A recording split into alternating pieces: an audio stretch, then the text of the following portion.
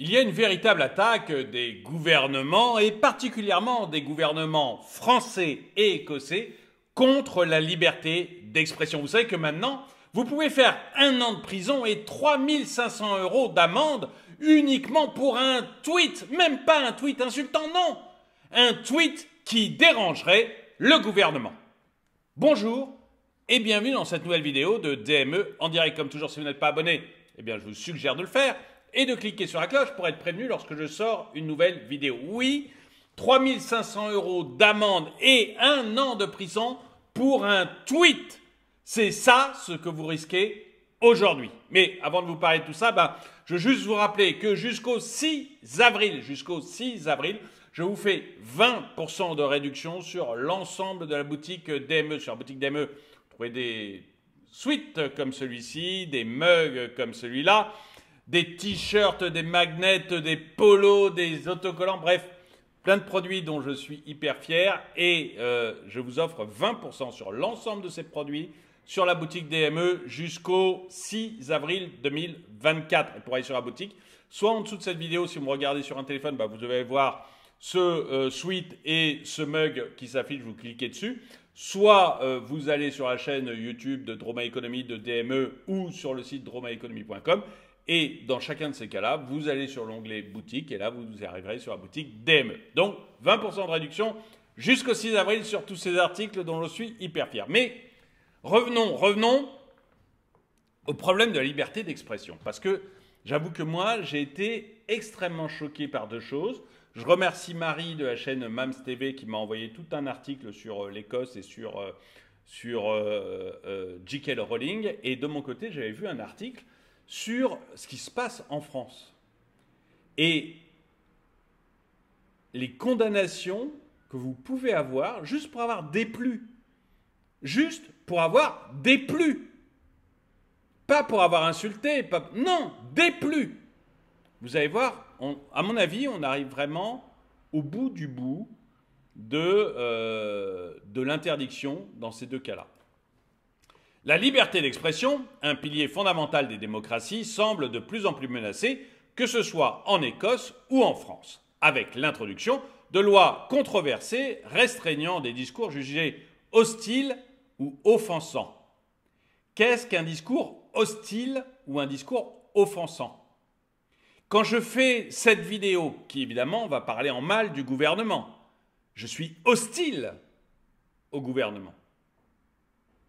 Est-ce que je dois payer une taxe ou aller en prison pour ça? Je suis hostile au gouvernement. Si je fais une vidéo sur les trans, par exemple le wokisme chez Disney, etc., et que je trouve que c'est étrange, ou dans la publicité, que je trouve que c'est étrange de faire l'égérie d'une marque de bière, une marque de bière pour les travailleurs physiques type Bud Light, donc les gens, les fermiers et les travailleurs en usine, que je trouve étrange que ce soit un transsexuel qui devienne l'égérie de Bud Light. Est-ce que je suis offensant envers les trans? Est-ce que le fait d'avoir mis en doute ce choix va me conduire à aller en prison ou à risquer la prison? Est-ce que ce n'est pas le meilleur moyen de me faire taire? De faire taire toute opposition? Et vous allez voir, c'est aussi ce que dit J.K. Rowling. Donc merci à Mams TV de m'avoir envoyé cet article. En Écosse, une loi récemment entrée en vigueur aggrave les peines pour les auteurs de discrimination, suscitant des inquiétudes quant à son impact sur la liberté d'expression.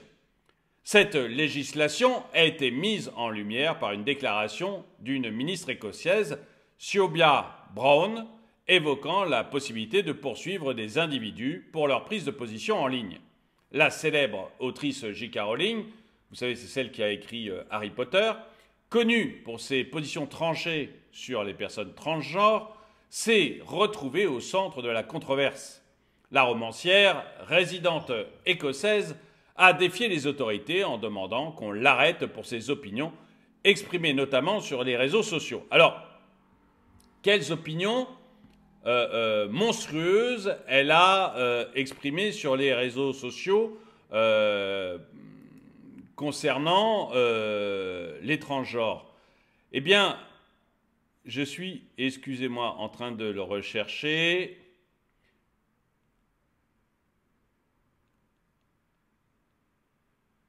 Non, je ne l'ai pas là, mais ce qu'elle avait dit sur les transgenres, elle avait dit grosso modo que seule une femme pouvait accoucher. Seule une femme pouvait accoucher. Et elle avait eu un autre tweet où la personne, en fait, elle répondait. Il y avait eu un premier tweet envoyé par des woke qui écrivait les personnes ayant des menstruations. Et J.K. Rowling avait répondu, elle dit, pourquoi vous ne dites pas les femmes?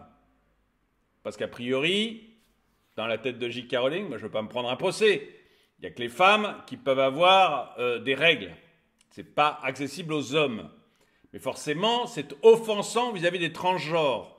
C'est-à-dire des femmes qui pensent dans leur tête qu'elles sont des hommes et qui, donc, vous êtes obligés de reconnaître que ce sont des hommes puisqu'elles pensent dans leur tête que ce sont des hommes. Du coup, elles peuvent accoucher. Enfin, ils peuvent accoucher et ils peuvent avoir des menstruations. Bon, jusqu'ici, vous aviez le droit de contester ça. De dire, bon, excusez-moi, mais ça va un peu contre la biologie, votre histoire. Bon. Et J.K. Rowling fait constater que maintenant, en Écosse, elle aura plus le droit de dire ce genre de choses sur Twitter, ou sur Facebook, ou sur YouTube. Interdit. Ce que je viens de vous dire, là, en Écosse, pourrait me valoir le fait de prendre une amende, voire de la prison. Parce que je mets en doute le fait qu'un homme puisse avoir des règles, puisse accoucher. Est-ce que vous vous rendez compte le degré de folie dans lequel on est rentré? Le degré, surtout, de volonté de nous faire taire, en fait. De volonté de faire taire pas les Français, là c'est les Écossais. Vous allez voir qu'en France, c'est pas mal aussi. Mais de vouloir faire taire les gens, en fait. Vous n'aurez même plus la possibilité d'exprimer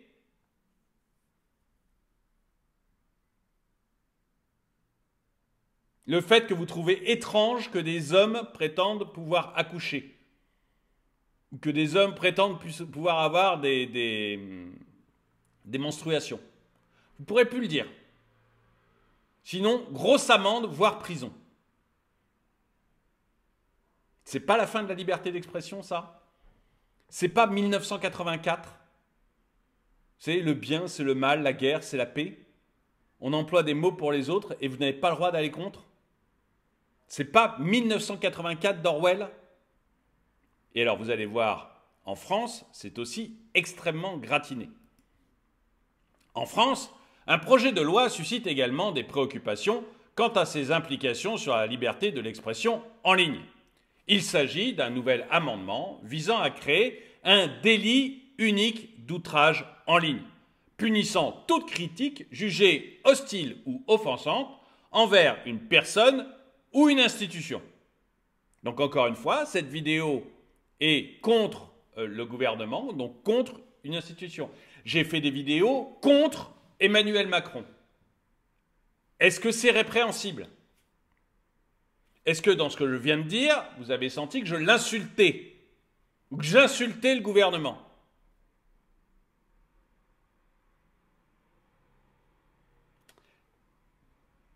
Mais c'est hostile.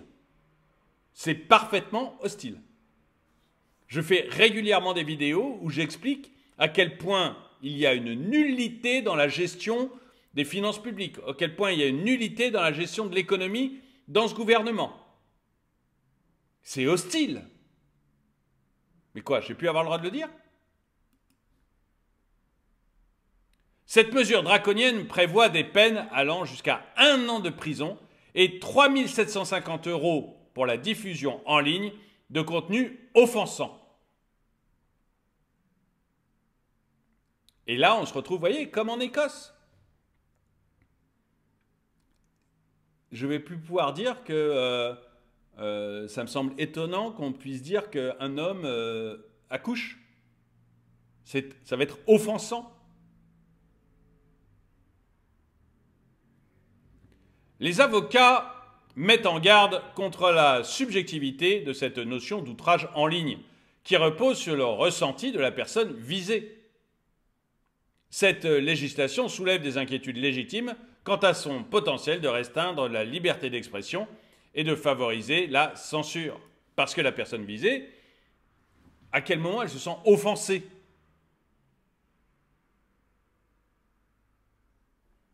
Vous voyez, du racisme. Si je vous dis les Noirs sont des fainéants, je ne le pense pas. Mais si je le dis, c'est raciste. Bon, vous me direz, je pourrais dire les Blancs sont des gros fainéants ou des gros profiteurs, j'aurais jamais de problème avec la justice. Mais les Noirs sont des fainéants, c'est raciste. Mais vous voyez, c'est clair, c'est net. Ça ne dépend pas de la sensibilité de la personne devant moi. Donc ça, c'est punissable par la loi. Bon, moi, vous savez que je suis pour une liberté d'expression absolument totale, mais soit on a décidé de la restreindre en France, donc c'est jugé raciste et ça me vaudrait le tribunal. Mais au moins, il y a une objectivité. L'offense, elle est où l'objectivité ? À quel moment la personne devant moi va se sentir offensée ? Tout ce que j'ai dit sur Bruno Le Maire, est-ce qu'il va se sentir offensé ? Parce que je l'ai chargé. Est-ce qu'il va se sentir offensé ? À quel moment, quand je vais dire que vraiment, il est assez nul comme ministre de l'économie, il va se sentir offensé ?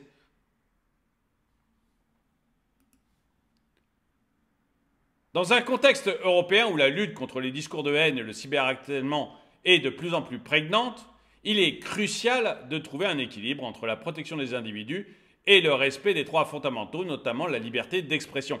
Mais là aussi, vous voyez, le cyberharcèlement, si je vous cible vous, et je vous envoie 40 tweets par jour pour vous défoncer vous, oui, il y a du harcèlement.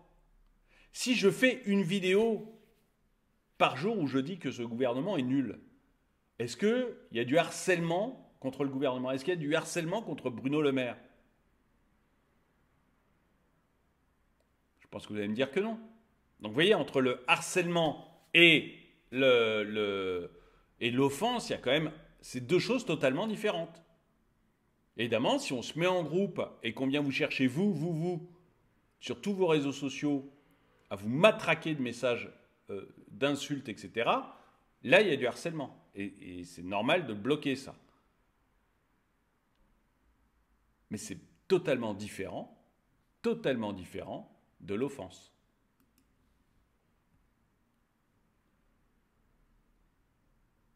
Il est impératif que les citoyens et les représentants politiques s'engagent dans ce débat pour préserver un Internet ouvert et libre, tout en garantissant la sécurité de tous. Les oppositions politiques doivent se mobiliser contre ces lois qui pourraient conduire à des dérives et à une censure excessive, compromettant ainsi les principes démocratiques sur lesquels la société repose. En conclusion, la liberté d'expression est confrontée à des défis croissants en Écosse et en France, avec l'introduction de lois restrictives visant à réprimer les discours jugés hostiles ou offensants. Ces développements appellent à une vigilance accrue et à une mobilisation collective pour défendre ce droit fondamental essentiel à la préservation de nos sociétés démocratiques. Et j'aimerais bien savoir ce que vous en pensez. Est-ce que vous êtes d'accord avec moi pour dire qu'il y a un glissement progressivement vers une société de moins en moins démocratique, une société qui essaye de nous faire taire. Toujours sur de bons prétextes. On va protéger les woke, on va protéger les trans. Il ne faut pas qu'ils se sentent offensés. On va protéger telle ou telle personne parce qu'il ne faut pas qu'ils se sentent offensés. Toujours, le prétexte est toujours bon. Mais l'enfer est pavé de bonnes intentions. Est-ce que vous êtes d'accord avec moi pour dire qu'on va, dans une société, on aura de moins en moins le droit de s'exprimer, de dire ce que l'on pense, et on devra de plus en plus se coucher devant l'idéologie du pouvoir? Dites-moi ce que vous en pensez dans les commentaires. En tout cas, merci d'avoir regardé cette vidéo, mettez-lui un pouce vers le haut, commentez-la, partagez-la. Merci à tous ceux qui soutiennent la chaîne, et moi je vous dis à très bientôt.